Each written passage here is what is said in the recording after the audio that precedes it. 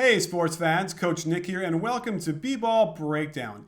Before I bring you the highlights and lowlights of the Raptors versus Pacers Game 5, I want to remind you about our friends over at SeatGeek who have a terrific app that sucks in prices for all your concerts and sporting events from all over the internet, gives them a grade to tell you which is the best deal. You can get a picture from the vantage point of the seat, and if you download using the link below and then use the code B-Ball, you can save $20 on your first purchase. So log in there, go to the settings, find the promo code area and type in B-Ball and you can save. So don't use anybody else's code, use B-Ball, use my link and help us out so we can continue to bring you really great free content all throughout the playoffs and beyond.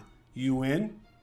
Last night's Pacers-Raptors game was pretty wild, and one need only look at the performance of Toronto's five-man lineups to see a pattern.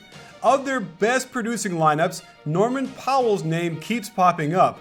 For some reason, Raptors coach Dwayne Casey wouldn't give him consistent minutes throughout the series, but when he finally did, the team thrived. Just look at his on-off numbers and we can see a significant increase in production by the Raptors when he's out there. When the game started, Casey still hadn't found the right combinations to play with each other, even after a whole season to figure it out. Of course, Carroll coming back late causes some upheaval, but inserting Patrick Patterson into the lineup didn't work. The Pacers jumped out to a comfortable lead and never let up through three quarters. They assisted on 11 of their 12 field goals in the first, getting a couple off of bad turnovers when the Raptors couldn't get their offense in sync.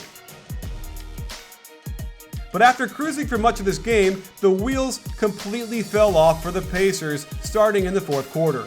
Having built a 15-point lead, it was understandable that Pacers coach Frank Vogel would have four reserves in with Ian Mahinmi. That said, out of the timeout, it seems clear Vogel called a play to get Mahinmi the ball in the post. But Stuckey seems confused and finally gets him to come out and set a ball screen. While this does ultimately get them a layup, CJ Miles completely blows it, and this is an ominous sign for the Pacers.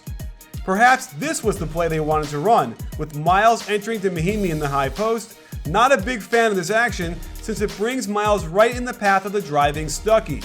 And when Miles does clear out, it's to the corner where Lawson is already standing. Either way, Stuckey exposes the ball to Lowry, who promptly strips him. They attack again, and on a kick out by Lawson, he just stands there in the way of Miles, who can attack the closeout off his good shot fake.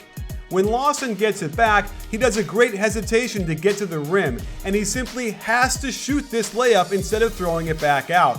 Stuckey doesn't have a lot of time, but does get Joseph to help one pass away. Here's an easy pass for an open Miles 3, but instead, Joseph gets away with hitting Stuckey on the arm. He can't hit the tough floater, and the ball is out on Indiana.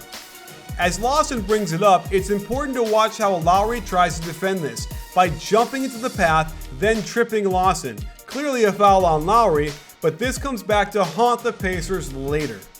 You can just see how tentative the Pacers are. No one seems to be sure what set they want to run, and the ball gets thrown across the court. There is no purpose to the way they're getting to their spots, and they get a terrible contested 3 out of all of this. If I'm Coach Vogel, I'm getting my starters in 30 seconds ago. Then Lowry comes down and appears to commit an obvious travel before finding Biyombo for the dunk to cut it to 7.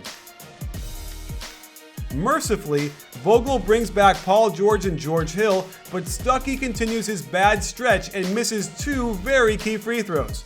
Still up by 7, you can see even Paul George looks a bit uncertain, and Lowry tries the same defense that got him a foul earlier. He clearly trips Paul George, but there was no foul called, and this allows Powell to streak down the court for the off-foot layup in transition. Again, the offense seems a bit disjointed and takes till 12 seconds until they can begin their attack. CJ Miles stems the tide with a tough pull-up jumper. Stuckey continued to hurt the Pacers with his defense. He switches okay on this pick and roll, then switches back onto his man, but he gets caught not paying attention to the ball. It seemed like he wanted to force him left, but Mahinmi was certainly not in position to defend this, and Corey Joseph gets this awkward off-foot layup to go. As if you were still asking yourself why Stuckey was still in this game, he promptly drops the ball out of bounds. Here's a cool set where they run a high screen and roll, then screen Miles Turner as he tries to contain the ball handler. The Pacers, however, defend this perfectly and force the ball back out.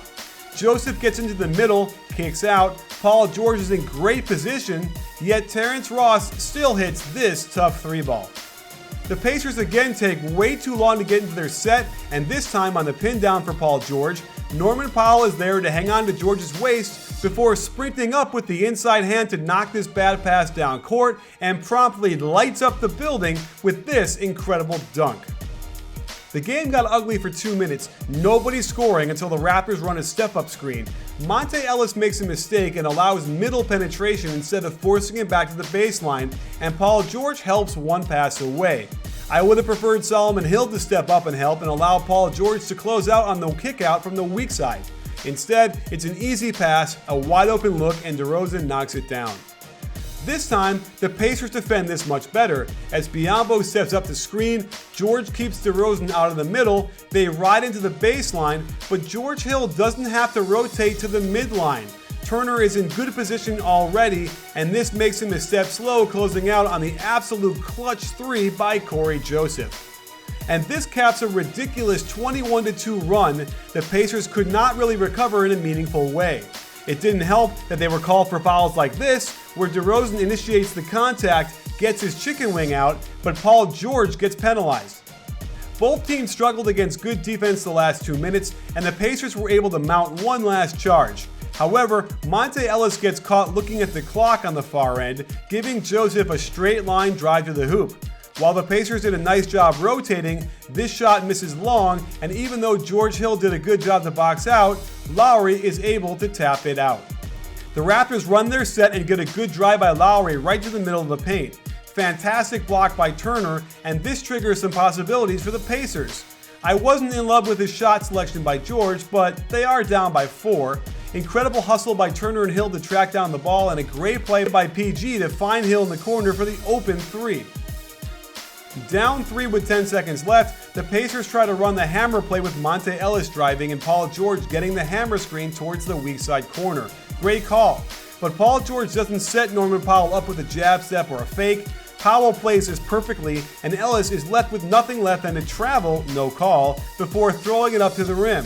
The ball goes out of bounds off of the Raptors, and the Pacers get one last chance. Here's a good play by Vogel, where they screen for Solomon Hill before he sets a flare screen for Paul George.